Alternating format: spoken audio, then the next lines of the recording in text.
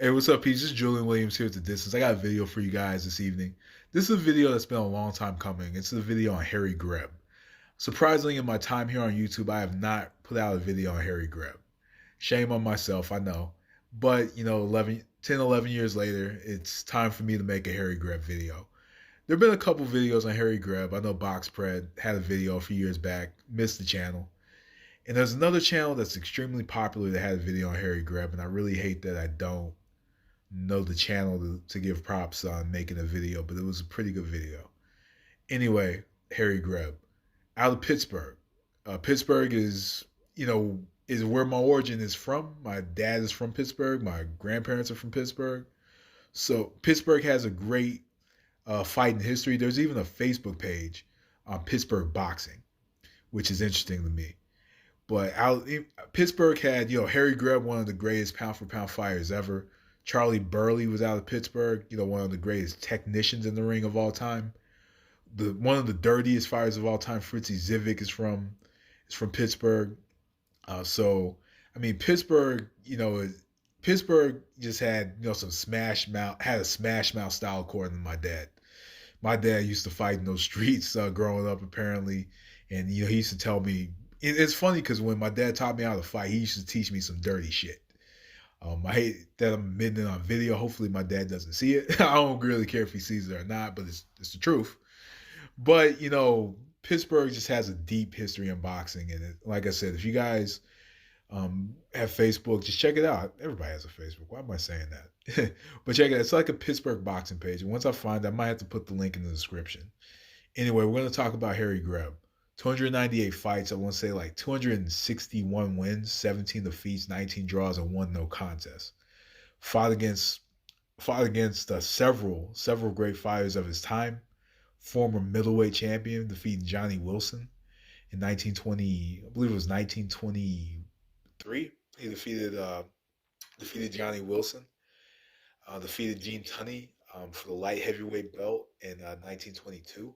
He was actually the light heavyweight champion before he was the middleweight champion, and had several, of course, over 200 fights, which is common at that time. A lot of fighters had 30, 40 fights every year, which is more than some fighters have their whole career.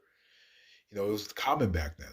You know, I'm sure, back then, they had, you know, they had bills to pay, mouths to feed. So, they were fighting every week. So overall, look at the names on the resume. Also, I forgot to mention he had like 48 knockouts as well, which isn't very much, but from what I understand to describe his style, he was a very aggressive smash mouth style fighter. From the clips that I've seen of him, he didn't have that long of a reach. So I'm sure he was the type of fighter that applied a lot of pressure, swarmed, and threw a lot of punches. Knew how to cut off the ring. Um, had to if he fought Gene Tunney, because Gene Tunney was able to move and maneuver around the ring. So just overall, just some names on his resume: Kid Norfolk. He had Tiger Flowers, Tommy Gibbons. He fought like 6 times. I think he fought Flowers like 4 times. Johnny Wilson, Mickey Walker, Gumbo Smith, Mike McTeague, Thomas Luren. Uh, who else? Who else did he fight? I know battling Levinsky. Did I say Mike McTeague? Mike McTeague. Did I say him? I think I did. But I know against like Hall of Fame fighters, he's like 6-9, I believe, against Hall of Fame fighters. It might be the other way around, but just at the time, one of the greatest fighters of all time. I think that people just need to read up on him. Like, I can only say so much in a video, but people just need to read up on him because it's interesting to see, all the Hall of Fame names on his resume. But but when we watch like a lot of the ESPN Classic and look at the different boxing documentaries, I haven't seen the Harry Greb documentary, and I think that he would be a very interesting topic because the amount of fights, the names on his resume, the fact that he fought as a light heavyweight, won the belt, and came back down to middleweight and won the championship. That was something that was really unheard of at that time.